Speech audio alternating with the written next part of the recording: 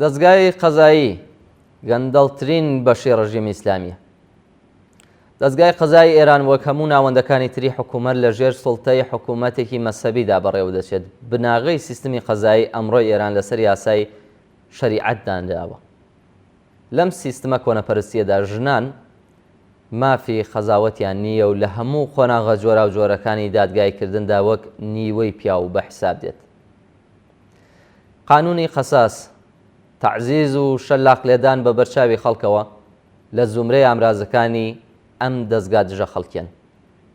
ئەوە تەنیا زیندانیانی سیاسی نین کە دەکەونە بەر ئەشکەنجەی وەحشیانە، بەڵکو قووەی قەزاییەی ڕژیم سەبارەت بە زیندانیانی عادیش هەر بەو جۆرە دەجوڵێتەوە.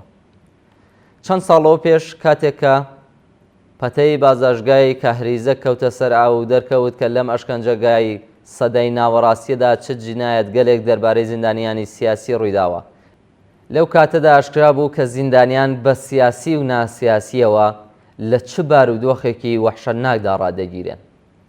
یەکێک لە پاساوەکانی پڕ لە شەرمەزاری کاربەدەستانی ڕژیم لەبارەی ئەم گرت و خانەیەوە ئەوە بوو کە ئەم شوێنە پێشتر بۆ زیندانیانی ئاسایی کەڵکی لێوەرگیراوە.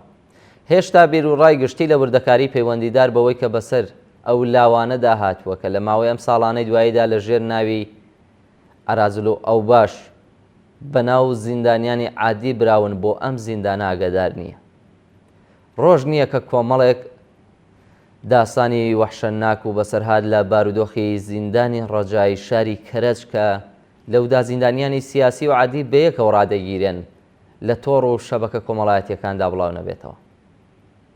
ئەو حکومانەی کە لە بێدادگاکانی سەر بە دەستگای قەزایی دەردەکرێن نەتەنیا لە پەیوەند لەگەڵ زیندانیانی سیاسی کە هەمووان لەگەڵ پێشینەی ئەودا ئاشنان، بەڵکو تەنانەت سەبارەت بە زیندانیانی ئاساییش لەسەر بنەمای هەڕەشە، ترساندن، ئەشکەنجە و دانپێدانانی زۆرم لەو ناواقعی دامەزراون. کەم نین ئەو ئینسانە بێتاوانانەی کە بەهۆی تاوانێکی زۆر ئاسایی ئێعدام کراون و ویان ماوەیەکی زۆر لە تەمەنیان لە گۆشەی زیندانەکاندا تێپەڕ کردووە. لەم سیستمەدا تاوانی کە مشکۆلە قورسترین سزای بۆ دەردەکرێەوە چاوپۆشی لە تاوانی گەورە دەکرێت. لەم سیستمەدا وردە فرۆشەکانی مەوادی مخەدەر سزا دەدرێن، بەڵام گەورە فرۆشیارانی ئەم مەوادە یان خودی بەرپرسانی پایە بەرزی ڕژیمن ویان لەگەڵیاندا شەریکن و هاوپیاڵەن.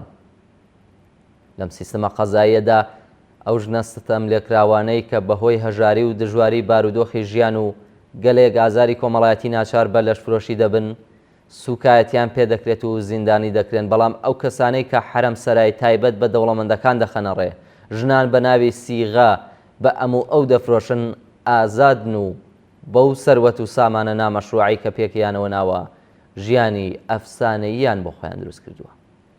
لەم سیستمەدا قاچاقچیانی ئینسان کە سەریان لە ئاخوڕی حکوومەتدایە، کچانی تازەلاو بەردە و کۆیلەی جنسی ڕادەکێشن و ڕەوانەی شێخنشینەکانی وڵاتانی عەرەبی دەکەن و لە بەرامبەردا دادگاکانی دەستگای قەزایی ئێران ژنانی بەناو بێحیجاب دادگایی دەکەن و مەئمورە تایبەتەکانیان ئازادی تاکە کەسی خەڵک لە ژێر ناوی پاراستنی ئەخلاقی ئیسلامیدا پێشێل دەکەن. ئەو یاسا دژە ژنانەی کە نیوەی ئەم کۆمەلگای لە سەرەتایترین مافی تاکە کەسی کۆمەڵایەتی ئابووری و بنەماڵەیی بێبەش کردووە هەر لەم دەستگای قەزاییە گەندەڵەدا دادەڕێژرێن. دەستگای قەزای ئێران گەندەڵترین ناوەندی حکوومەتیە. ئەم ناوەندە لەسەر ئەساسی نەعادڵانەترین و دواکەوتوترین یاساکانی سەردەم کە پاشماوەی سەردەمی نەزانی لە نیمچە دوورگەی عەرەبستان و دادگاکانی سەدە ناوەڕاستی لە ئوروپان بەڕێوە دەچن و هەر بۆیە بە حەق کەوتونەتە بەر تەوژمی بێزاری جەماوەر. بینەرانی خۆشەویست، بەم شێوەی گەشتینە کۆتایی بەرنامەی لێکدانەوە هەڵوێستی ئەمڕۆکەمان. زۆر سپاس کە تا بە کۆتایی لەگەڵماندا بوون و بۆ هیوایش کە ناوڕۆکی بەرنامەکە جێی سەرنجی ئەوەی ئازیز بوو بێت و تا لێکدانەوە هەڵوێستێکی تر بە ژیانێکی پڕ لە کامەرانیتان دەسپێر.